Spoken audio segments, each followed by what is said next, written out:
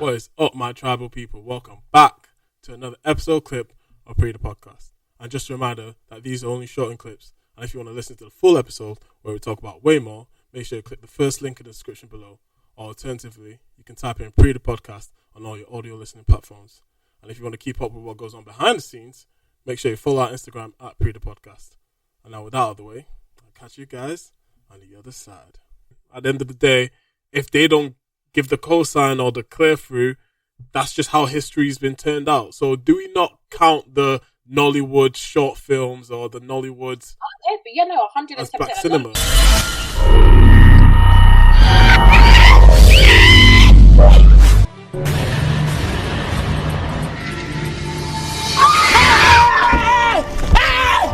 Why are you running? Why are you running?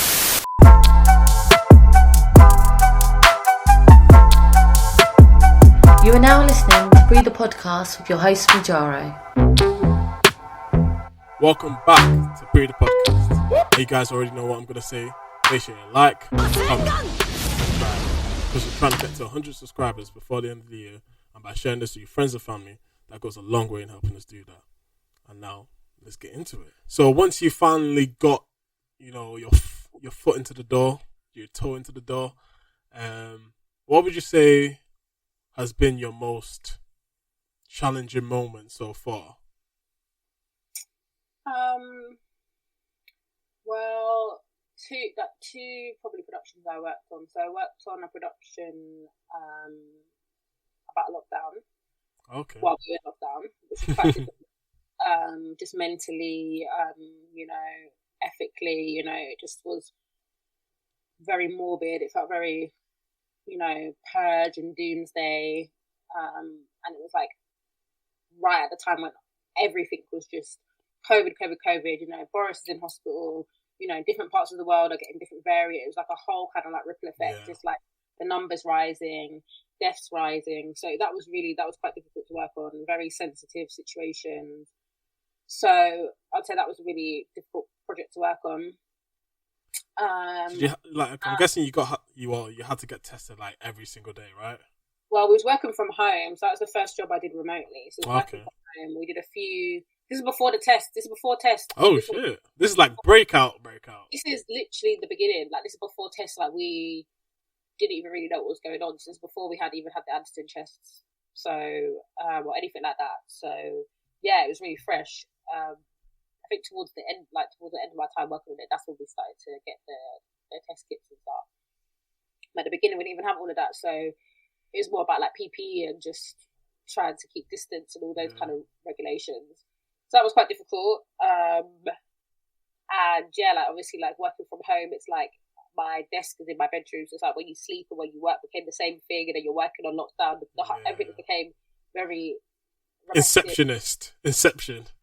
Yeah, it was really intense. So that was one that was quite intense. I'm glad I worked on it though in a way, because it really taught me about how to navigate in kind of a fast changing and adapting scenarios, because it literally was like there was something new every single day. Following that, I worked kind of the most recent thing I've been credited for, and probably the biggest achievement, was for Uprising, which is directed by Steve McQueen and James Rogan. The crowd was going, the vibes was nice, the music was right. Just before 6 o'clock this morning, the singing and dancing gave way to panic. Children have been burnt. We didn't feel that Britain owned that tragedy. We did not matter. It's a 3-part series for BBC One. It kind of starts with the story of the New Cross fire and the victims who died in that house fire. It looks at the race relations, it looks at the Battle of Lewisham, which is a big monumental event, which is really important to me, because I was making a film about the Battle of Lewisham while I was at Goldsmiths, so it kind of felt like that project, I think, kind of came full circle. Again, my family are from Lewisham, are from New Cross, Deptford, and it was kind of like a pinnacle moment for me to be having worked on something through my MA, something that wasn't very publicised or well known within the local community, really trying to advocate for this monumental event, and then to kind of fast forward and kind of be working with the likes of Steve McQueen and James Rogan on a kind of, you know, international project that is going to highlight, you know, this issue and this moment in history. So I was really grateful. And yeah, the first kind of episode looks at the Battle of Lewisham and looks at the New Cross fire and victims of that, and then kind of transpires into the Black People's Day of Action, which was a response to the New Cross fire. You know, it was a massive march from New Cross to Whitehall, which if anyone who knows London knows that's a journey. Wow.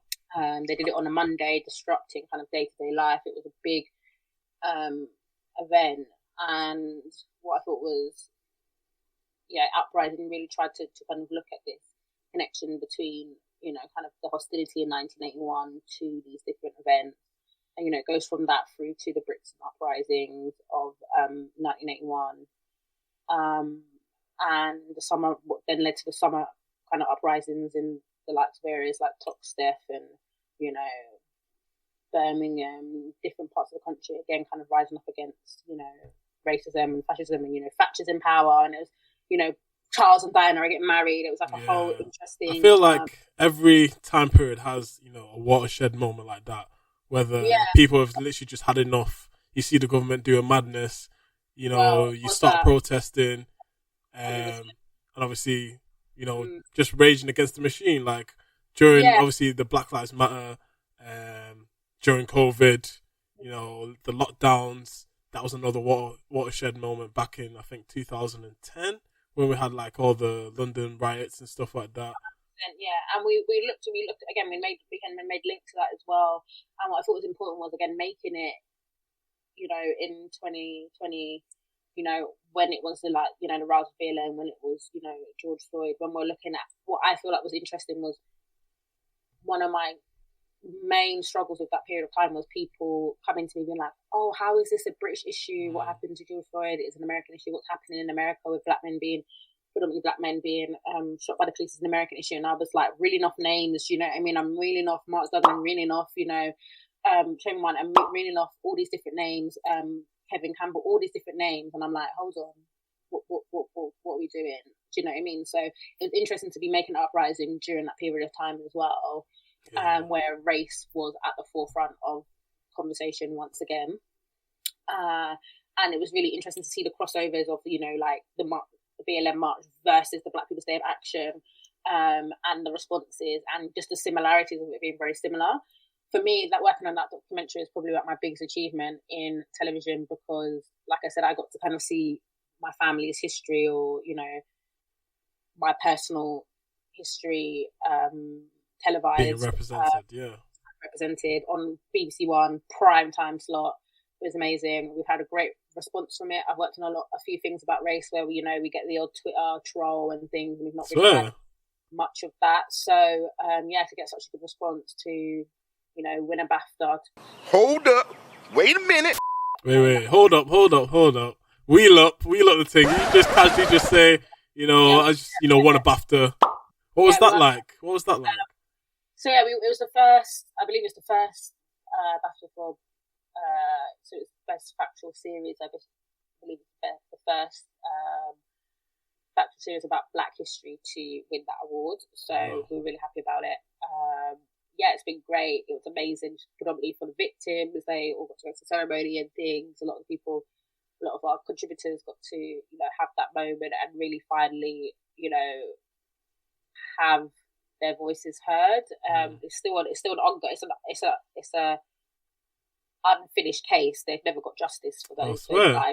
That's like Grenfell, basically. Well, they still don't know what happened in terms of who started the fire, whether it was racially motivated. There's all these conspiracies about whether it's racially motivated. Okay. There's other theories. So I think just actually having it really placed at the forefront of national conversation, you know, after all these years, was amazing, you know. So wow, that is a very proud moment. Like, being able to be involved in, you know, telling a story like that, and the motive story, you know, because obviously a lot of people feel injustice by this, you know, the system. You know, everyone pays our taxes. you know, we try and do the right thing, live the right way, but, you know, on one, you know, crazy night, someone might have done X, Y, and Z because they felt a certain type of way just because of the colour of your skin. Yeah, I can imagine. So, it was this amazing experience. Obviously, to work with someone like Stephen Feen from an artist perspective was obviously like a big bucket list dream moment. It was amazing. And then, the likes of Rogan Productions is a company that I've worked for a few times. I love working for. They make really necessary, predominantly activist, very vocal work. So I think at the moment that's kind of where I'm at in terms of aligning myself with production companies that are kind of linked to my ethics, or you know, have representation, or a place that I feel that, you know, are making work that is making noise and is diverse. So yeah, and I guess the most fun job I worked on was probably when I worked on Heathrow, Britain's busiest airport, because I love airports. I love border force. I think that's probably my guilty pleasure, is watching Nothing to Declare. I can watch that all day long. Nothing to Declare? What's that about? The border force show, you know, the show about like different border forces in whether it's America or North America. I watch that all day long, no breaks. It doesn't matter how old the episode is. I'm on it. Working at Heathrow is probably the most fun job I've had in terms of like, it's very reactionary. Every single day is different. You meet so many different people. You know, you've got highs and lows. You also have very sensitive elements. You know, obviously it's one of the most, you know, kind of like secure places in terms of, you know, you've got to think about all the safety and security elements. Then you've got like things like, you know, asylum seekers and, you know, border and, you know, all those kind of things that are quite sensitive. So it's different, you're tackling different issues every episode, really. And then you've also got this like stag do's going on where like people are dressed as bananas, which that's always been a phase.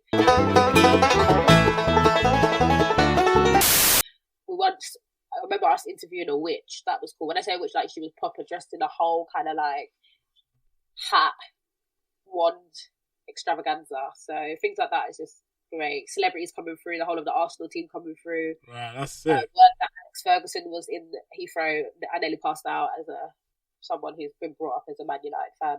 Okay. So things like that have been that was quite probably one of the most fun. And then also being able to like go on the ground. I spent a lot of time like behind the scenes on aircraft and the kind of engineering side of things of aviation, which I just think is really interesting. So that's probably the most fun job I had. Sick. So we've talked about, you know, the most challenging aspects. You know, we talked about, you know, the peaks of winning a Baftas, shots. And then we talked about your funniest moments working, you know, filming the ins and outs of an airport, all the legal aspects, all the, you know, safeguarding aspects, aviation. But obviously, you know, there's a theme of all the things that you've worked on, and that's, you know, working with black people, talking about black stories, and shedding a light on things that might not be in the limelight. So you wanted to talk about black cinema. What would you define black cinema? What is black cinema? So I think it's a debate that I'm interested in, because I feel like, and I actually mentioned this, I went to BFI years ago, BFI Film Festival. Ashley Waters was given a Q&A masterclass session. Is that the guy from Top Boy? Yeah. So and he was with one of the, I think it was one of the writers from Top Boy, and it was like a nice masterclass. It was great. And I think I asked the question of, do you think there's true black cinema? Because we look at the likes of The Little Mermaid, Black Panther, you know, big corporations like Marvel and Disney essentially are going to reap the biggest amount of, you know, whether it's like cash flow or equity or, you know, recognition from what is kind of placing, whether it's a black story or whether placing like a black character at the forefront. So the question for me is are those true examples of black cinema? And I don't believe they are. I think, again, just like I was talking about within business, television is also like a business, films and things, again, distribution it's almost like selling a product. So in terms of equity and ownership, I'm interested in whether, like, again, are those the powers that be who make said content, who are at the pinnacle of these major corporations, they seem to be the ones that are reaping the kind of more substantial rewards rather than, you know, people of colour or the people that are being represented. So again, are Black people really, you know, on a community level, on a sustainable level, on a equity level, are we reaping the rewards of, you know, Black Panther and Little Mermaid and Blade, you know, all these different things? And I think for me, when I think about that my only example of what I feel like is true Black cinema, or an example of a starting point for true Black cinema, is probably Moonlight. And it's probably the first time I sat in the cinema, I probably looked at something and was just like, this is why I'm in this industry. This is why I want to be. This is why I'm inspired by this, you know, by storytelling and, you know, creativity. And yeah, it really feels like, again, things that kind of like what Jordan Peele were trying to do, and, you know, Issa Rae, all these different people. I do believe, you know, Tyler Perry Studio. Tyler Perry, that was who I was thinking of. But again, what we always see a lot of time, I find within predominantly like popular culture, whether that's film, television, music, even art, it almost like America does it first, predominantly for the Black community. They do it first, and then everyone else does it. They're the kind of like pinnacles of what is like Black cinema. Like you'll see it on Netflix. There's like sometimes little kind of genres. There's one that's like Black movies, and I'm there and I'm like, okay, so where's, you know, you don't see Kidulthood there, which people might assume is Black. You don't see all these different. You get what I'm trying to say? So it's like, again, when you look at what is the kind of spectrum of what people believe as Black cinema, again, we've still got these very Americanized kind of references. I think, again, we're coming a long way. The likes of voices like, you know, Michaela Cole and Ashley Waters and all these different rap man, all these different things is great. And I think we're, like I said, we're in this pinnacle moment where I do believe we are starting to get into this notion of true Black British cinema. So I'm really excited. I've got a quick question on that. Would you say we only recognise those Black films once they've made it in the West, or once they've made it, you know, on the big stage? Because at the end of the day, you know, it's white faces who control who gets to be seen on the silver screen. At the end of the day, if they don't give the cosign or the clear through, that's just how history's been turned out. So do we not count the Nollywood short films or the Nollywoods as Black cinema?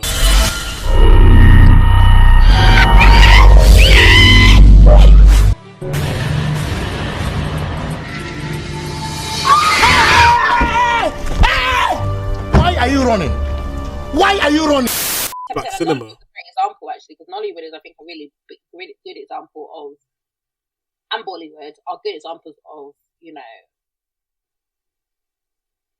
industries where there is clearly like a want and a need for it, and big representation and actually big equity that comes from it.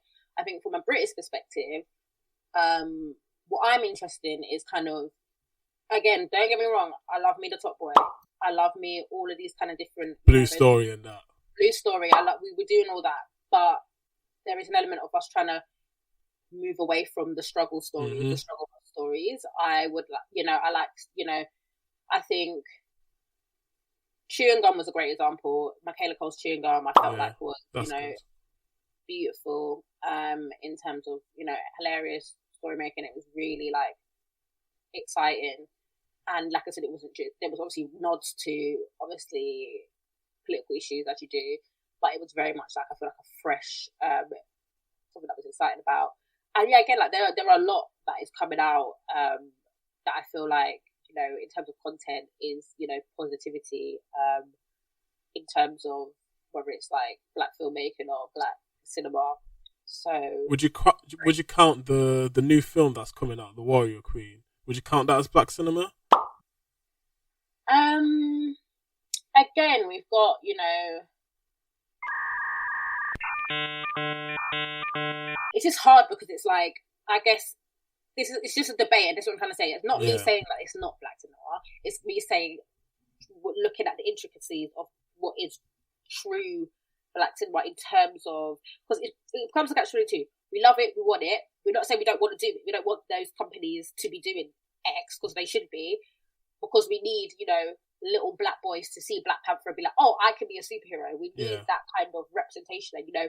And I wouldn't say it's like taking the L, but it's like, okay, it's almost maybe a lesser of two evils, where it's like, okay, cool, well, you know, it's important for Marvel, who is this big corporation, to be making an X. It's important for BBC One to be showing Uprising at 9 o'clock. Do you get what I'm trying to say? Even though people might not see it as the most inclusive platform, but it's important for these. That's what we want for change and inclusivity. So that's what I'm trying to say. It's a starting point.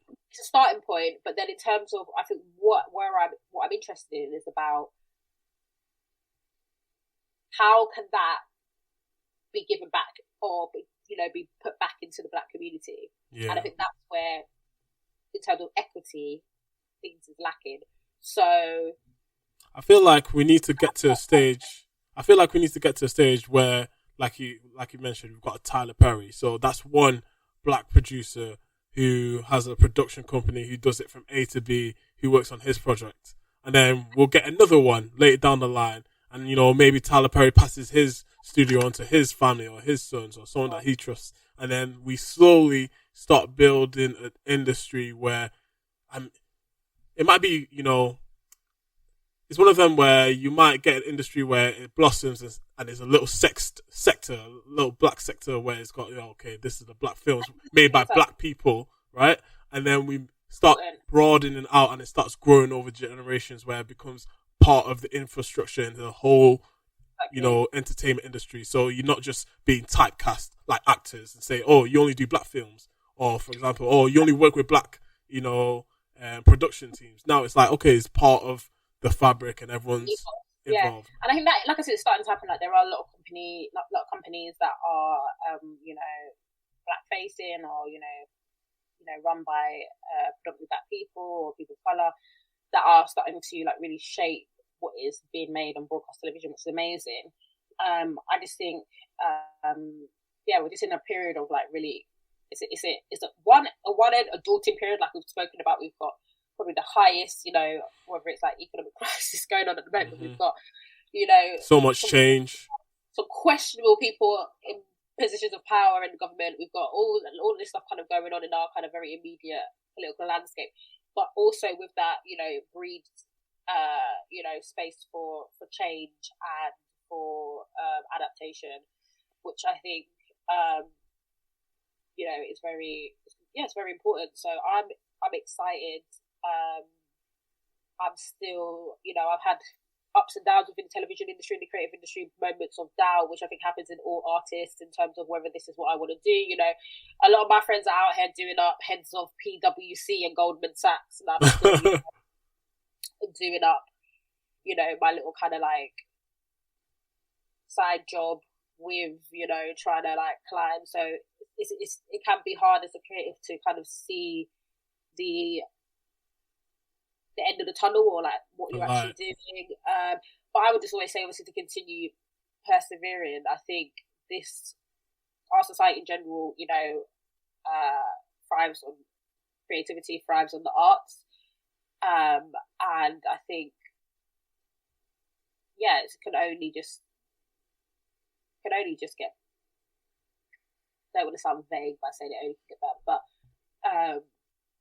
things are changing, and you know, we are going to change with it. So that's just a fact. So it's just about how we do that as artists, I think. So what would you say your favourite black film is then? What would you be like, this is a staple of what I want to see going forward? Mine's Moonlight. Who is you, Sharon?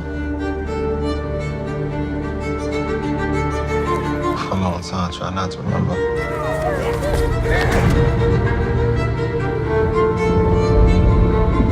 Try to forget all those times. At some point, you gotta decide for yourself who you gonna be. In terms of television, I May Destroy You.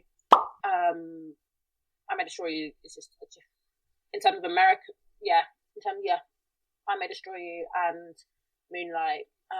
Daughters of the Dusk, if we're going a bit more kind of experimental. You're giving a lot of people ideas to watch now. Yeah, I'm a big fan of like John O'Confer's work. Who you're from Birmingham, right? I've made that up, or Manchester. Manchester. Sorry, I thought it was from Birmingham, but yeah, he He made a film called Handsworth Songs. He's his work's kind of very reference of kind of like looking at Black Britishness, and you know, he's, like I said, he's worked on documentaries and television, but also he's an artist. What else? Yeah, those are kind of probably the staples for you. Your steady diet of, you know, if anyone, maybe you should make a list. Black films I'm into. Make a list. Yeah, there should be a list. Black films I'm into. Yeah, true. So yeah, that's that, and I guess.